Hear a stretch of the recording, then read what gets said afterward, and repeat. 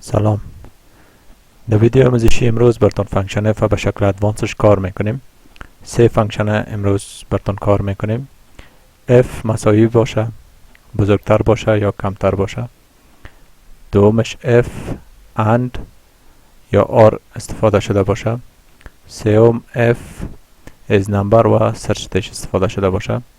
یک راپور از کارمندا به شکل یعنی به خاطر پرکتس اینجا آماده ساختیم که اینجا هستن شما میبینین ایست و سلای خالی را که شما میبینین در این فانکشن های تطبیق میکنیم و در طرف دست راست برنگ زرد دو سل دیگر را میبینین که این سرچ باکس های ماست. با استفاده از این سرچ باکس همونطور که گفتیم که ادوانس استفاده میکنیم، از سرچ باکس استفاده میکنیم.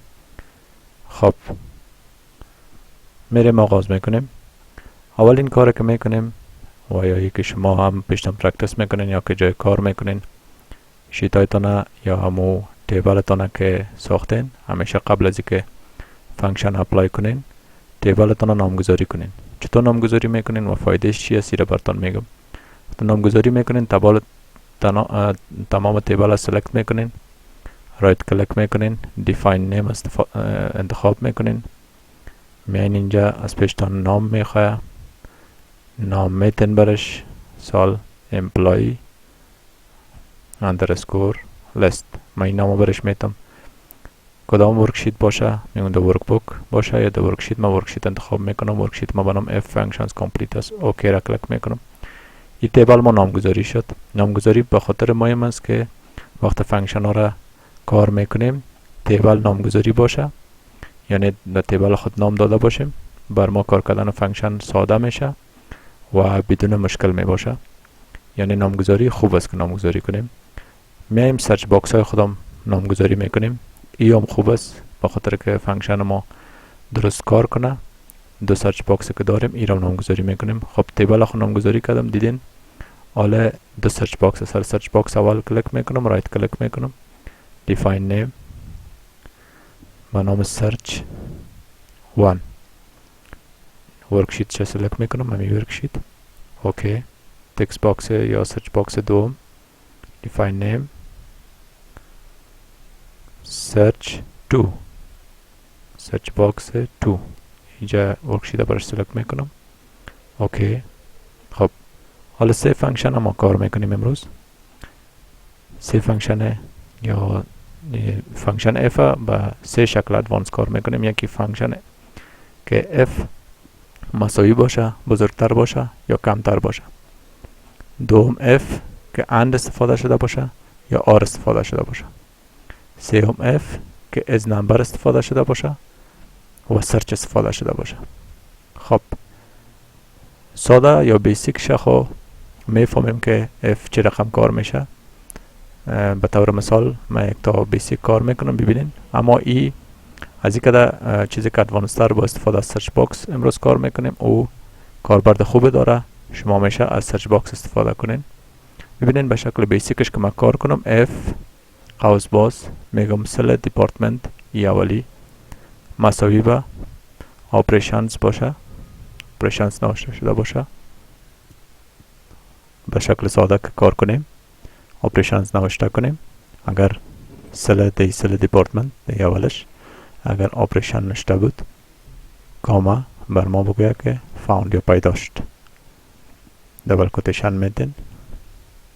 کاما اگر پیدا نشد بر ما دو دبل کوتیشن میمونین، قوس بسته خالی نشان بده. انتر. حالا پیدا شد.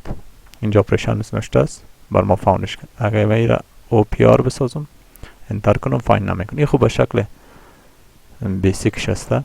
حالا شکل ادوانس چه میخوایم که استفاده کنیم با استفاده از سرچ باکس هایی که دادیم یا سرچ باکس که دادیم. خب نوشته میکنیم میگیم f قوس باز اگر ای سل دیپارتمنت سیسته مساوی به ای سرچ باکس اول چیزی که نوشته شوه نام دیپارتمنت در سرچ باکس اول نوشته شوه. ده اینجا اگر بود اگر مچ کرد کاما بر ما نام کارمند نشان بده که کدام کارمند یا کدام کارمندا دی دیپارتمنت که دی سرچ باکس نوشته میکنیم کار میکنه. نام کارمند نشان بده، اینجا نیم سلکت میکنیم، کاما اگر پیدا نشه دو دبل کوتیشن قوس بسته خالی نشان بده. حالی فرمول اوله درگ میکنیم بالای سلای دیگه تمامش خالی، چرا که ما در سرچ باکس اول چیز نوشته نکردیم. حالی جا نوشته میکنیم کسایی که در دیپارتمنت سیلز کار میکنن، انتر. ببینین سیلز یک نفر، یه هم سیلز کار میکنه و آخرین هم سیلز کار میکنه. خب اینجا نوشته میکنیم که دیپارتمنت آدت، ببینین برما کشید آدت این دو نفر کار میکنه. خب این بود کارکرد فرموله F با استفاده از سرچ باکس.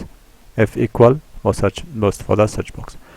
باز فانکشن های خود اینجا سلا را دلیت میکنم، چیزی که نوشته کردیم، چیزی که کار کردیم. حالا میم سر گریتر یا لستن، بزرگتر یا کوچکتر است. ما چی میخوایم؟ F قوس باز میگیم ایسل سلری سیس اگر بزرگتر یا مساوی به چیزی که در سرچ باکس اول نشته شود بود. بعد از او کاما نام کارمند بر من نشان بده که کدام کارمند است. باز کاما اگر نبود دبل کوتیشن قوس بسته انتر. حالا این سلا والا بالای تمام سلا تطبیق میکنه فانکشنشه. حالا بر ما چون اینجا نوشته چیزی نکردیم تمام نام‌ها رو نشان میده. اینجا نوشته میکنم که کدام کارمندار ماشات شه بر ما ماشات، یعنی کدام کارمندار رو نامش نشان بده. او کارمندار نشان بده که از $150 بلندتر ماش میگیرن. ببینین یا مساوی به $150. این تمامش 200 $250 ماشاتشون از 150 بلند یا 150 است تمامش. حالا ما اینجا فرموله خود تغییر میدیم، میگیم این بزرگتر بود، حالا میگیم کوچکتر باشه از چیزی که در اصطلاح سرچ باکس اینجا نوشته شده. انتر. اصطلاح بالای این فانکشن بالای دیگرایش تطبیق میکنیم. ببینین 150 میگم $200 پایین تر باشه ماشایشون. این تمامش کسایی است که یا $200 است یا $200 پایین تر است ماشایشون. میبینین تمامش. میگم از $300 پایین تر باشه. ببینین زیاد. میگم از $120 پایین تر باشه. دو نفر است که 120 یعنی از $120 پایین تر ماش میگیرن. این بود بخش اول.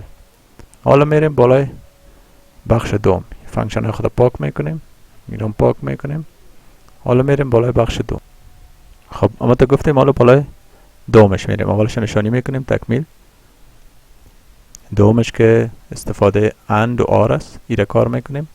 ایره ببینین این بسیار مهم است. خب equal to f قوس باز میگیم joining date میبینیم. joining date میگیم joining date اگر بزرگتر یا مساوی به ببخشید قوس باز and گفتیم کار میکنیم and قوس باز f and قوس باز.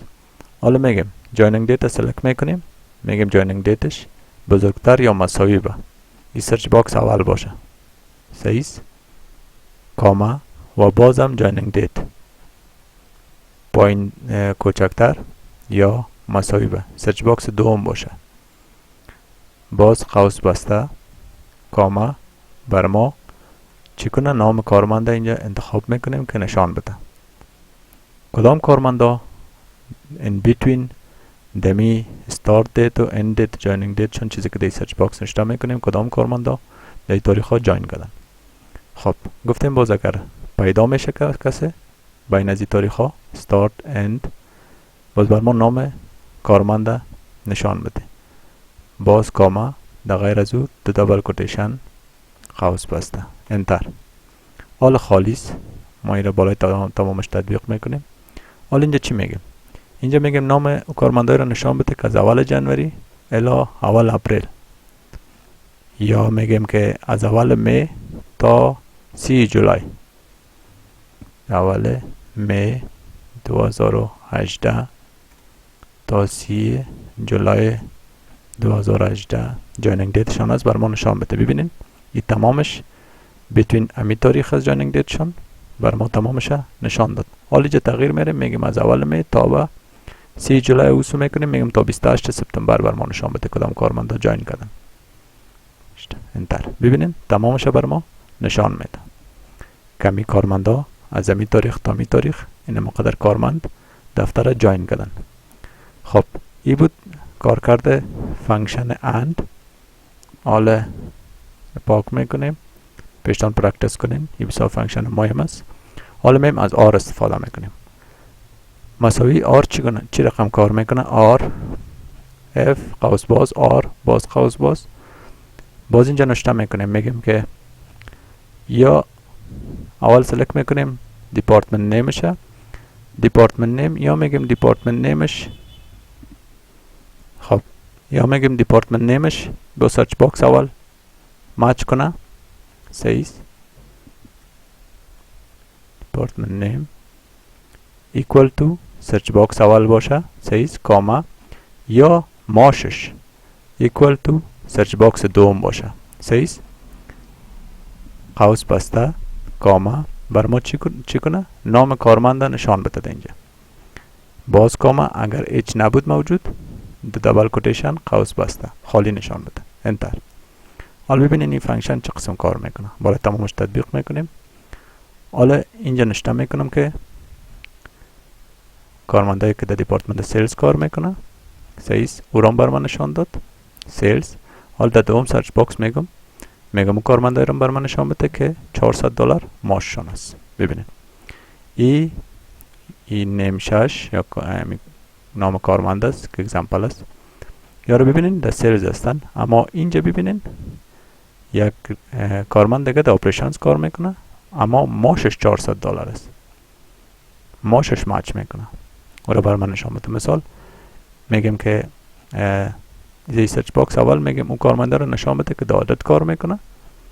صحیح. و معاششان چقدر باشه؟ معاششان میگیم که $300. اینه عدد ای در عدد کار میکنه کارمند، یا عدد کار میکنه ولی ای دو دانه دیگه معاششان $300 است. ای بود فانکشن آر. یک فانکشن دیگه از کار میکنیم که سرچ میکنه بر ما داخل سل. ایران تکمیل میگیریم، ایران پاک میکنیم، این فانکشن کار میکنیم از نمبر و سرچ دیش استفاده شده. این چه قسم کار میکنه؟ مساوی به اف میگیم در مثل دیپارتمنت. صحیح. سل دیپارتمنت ببخشین اف قوس باز از نمبر باز قوس باز سرچ باز قوس باز. میگیم بر ما سرچ کو. چی را سرچ کو؟ چیزی که در تکست باکس یا سرچ باکس اول نوشته شده. صحیح. سرچ کو کاما در کدام تکست، در کدام سل؟ در سل دیپارتمنت بر ما سرچ کو. صحیح. کاما از اول سل شروع کو سرچنگه. صحیح. باز قوس بسته، باز یک قوس دیگه بسته، یک قوس سرچ بسته میکنین، یک قوس از نمبر بسته میکنین، یک قوس اف بسته نمیکنین. حالا کاما میگیم اگر پیدا شد کسی را که در اینجا نوشته میکنیم دیپارتمنت را، یا مو حرفای را که اینجا نوشته میکنیم اگر پیدا شد کاما بر ما چی کنه؟ نام کارمند نشان بده که کی است. کاما اگر پیدا نشد دو دبل کوتیشن قوس بسته. انتر. خب حالا چون خالی سرچ باکس بر ما نام نشان میده، ایره بالای تمامش درگ میکنیم. حالا میگیم چی رو پیدا کنه؟ ترینینگز رو پیدا کنه. ببینین ترینینگز اینجا ببینین دستل تمامش HR and trainings نوشته شده مکمل، اما مشخص بر ما داخل اکسل سرچ کرد که ترینینگز بر ما پیدا کرد. مثال ما میخوایم دینی سل سیلز نشته است، میخوایم LES شتنا بر ما پیدا کنه. اینجا تنها LES میتونم. ببینین چند دیپارتمنت لیست داره؟ LES داره، این نام کارمند است. LES داره نام کارمند و سیلز کلش LES داره، دیگر ها نداره. حالا میگم برای من چی رو پیدا کنه؟ از فایننس و اکاونتینگ تنها اکاونتینگ رو پیدا کنه. کسی هست که فایننس اکاونتینگ هم کارش میکنه. انتر. دو نفر دو کارمند است که فایننس اکاونتینگ اینجا در شعبه فایننس اکاونتینگ کار میکنه. حالا میگم که مشخص GECT این رو سرچ میکنم که کدام کارمنداست که در این شعبه کار میکنه یا که شعبه که حرفایش چی باشه GECT. اینا ببینین پروژکت نوشته نکردم، تنها GECT نوشته کردم بر ما کشید. مشخص داخل اکسل سرچ میکنم. تشکر، پرکتس کنین پیشتان. ای بود کارکردهای فانکشن F به شکل ادوانس. چینل ما را سابسکرایب کنین، با دوستا همکارا کسایی را که مشناسین شیر کنین. وقتتون بخیر.